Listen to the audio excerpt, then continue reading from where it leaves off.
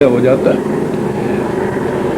وَيَوْمَئِذٍ يَفْرَحُ الْمُؤْمِنِينَ بِنَصْرِ اللَّهِ، جنگ کا ذکر ہے، مومن خوش ہوتے ہیں خدا کی نصرت سے۔ اور آگے ہے يَنْصُرُ مَن يَشَاءُ،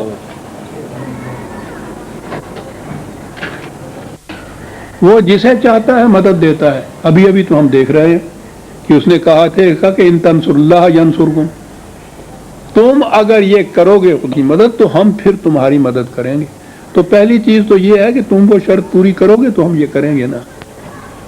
تو من یشاء کا یہ ترجمہ تو غلط ہو گیا کہ خدا جس کی چاہتا ہے مدد کرتا ہے۔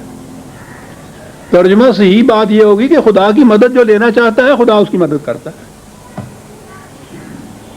اور اس کی مدد لینے کا طریقہ اس نے بتا دیا، تنصر اللہ۔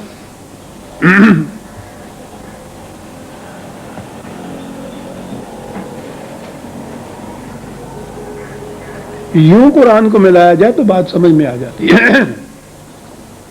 اب یہاں میں یہ شاہ بات جو چاہتا ہے ہماری مدد لینا ہم مدد دیتے ہیں، اور اس کا طریقہ ہم نے بتا دیا، تنصر اللہ۔ پہلی چیز تو یہ ہے کہ وہ مدد جو ہے وہ پھر جو ملتی ہے تو کیا اس میں ہوتا ہے، اس مدد کے اندر وہ یہ ہوتا ہے کہ تم بیٹھے رہتے ہو اور ہمارے فرشتے آگے سارا کچھ کر جاتے ہیں؟ ہوتا اتنا ہی ہے، ینصرکم، پھر خدا تمہاری مدد کرتا ہے۔ ہوتا کیا ہے؟ وہ یثبت اقدامکم، میدان جنگ میں تمہارے پاؤں جما دیتا ہے، لغزش نہیں اس میں پیدا ہونے دیتا۔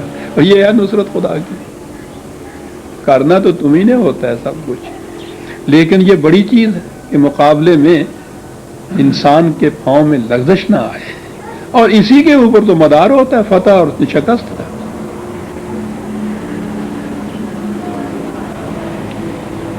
اب یہ جو چیز ہے کہ تم اگر ہماری مدد کرو گے تو پھر ہم تمہاری مدد کریں گے، یہاں سے ایک بہت بڑا سوال پیدا ہوا کہ خدا اتنے اقتدار مطلق کا مالک، اور وہ انسانوں سے کہتا ہے کہ تم ہماری مدد کرو گے تو پھر ہم تمہاری مدد کریں گے۔ خدا مدد کا محتاج ہے، بڑی اہم چیز۔ اور یہ اگلا نقطہ یاد رکھیے کہ خدا نے انسانوں کے بارے میں جو ذمہ داریاں اپنے اوپر لے رکھی ہیں وہ ذمہ داریاں انسانوں کے ہاتھوں سے پوری کراتا ہے۔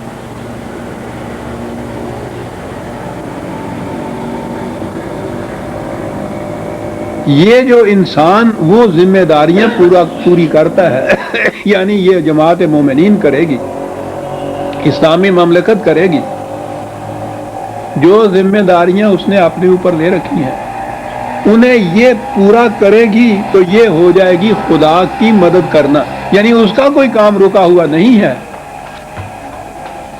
تمہارا ہی ایک کام تھا۔ اس نے کہا یہ تھا کہ یہ ہم کریں گے، تو کہا اس کے بعد یہ بات نہیں ہے کہ تم چپکے سے بیٹھے رہو گے اور ہم وہ کرتے چلے جائیں گے۔ وہ کام انسانوں کے ہاتھوں سے ہی ہوگا۔ دو ایک مثالیں لے لیجیے۔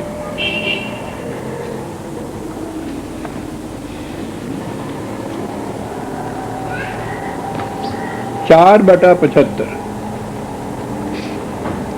جماعت مومنین ہجرت کر کے مکے میں آ گئی، مدینے میں بھی مسلمان، معاف رکھیے گا، مکے سے مدینے میں آ گئی، مکے میں بھی مسلمان باقی تھے، معصور ہو گئے، محبوس ہو گئے، دشمنوں کے ہاتھ میں آ گئے، ان پہ بڑے مظالم ہوتے تھے۔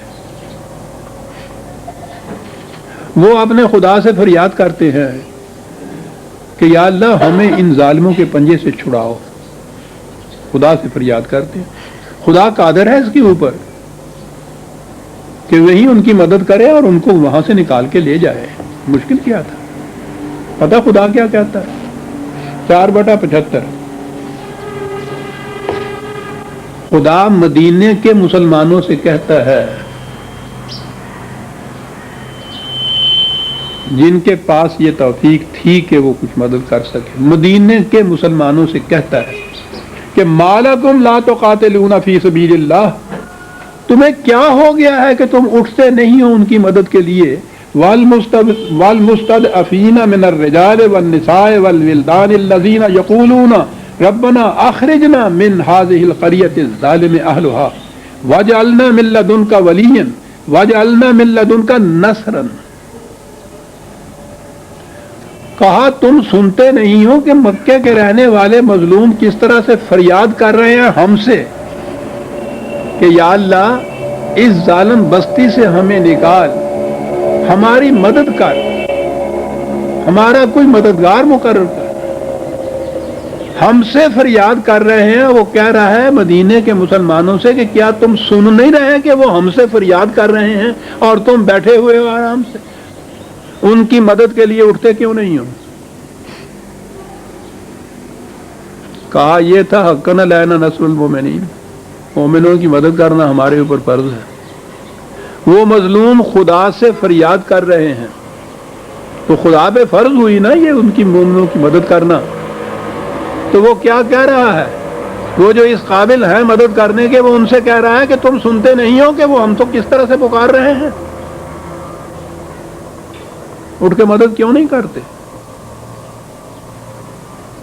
آپ نے غور فرمایا عزیزان من کہ جسے آج کل کی اصطلاح میں یہ عام چرچا اسلامی نظام اور اسلامی مملکت اور اسلام کا وہ یہ کچھ ہو رہا ہے، اس کا فریضہ کیا ہے؟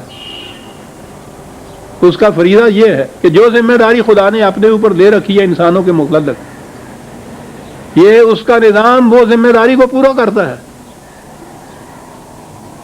جہاں سے کسی مظلوم کی آواز آتی ہے مدد کے لیے، خدا کو وہ پکارتے ہیں، یہ اس خدا کی ذمہ داری کو پورا کرنے کے لیے اٹھتے ہیں۔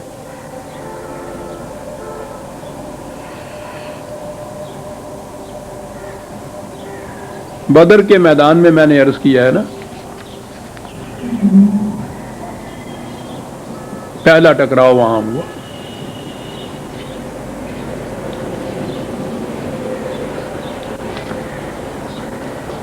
جن کی خدا نے مدد کرنی تھی ان کے لیے یہ جماعت اٹھی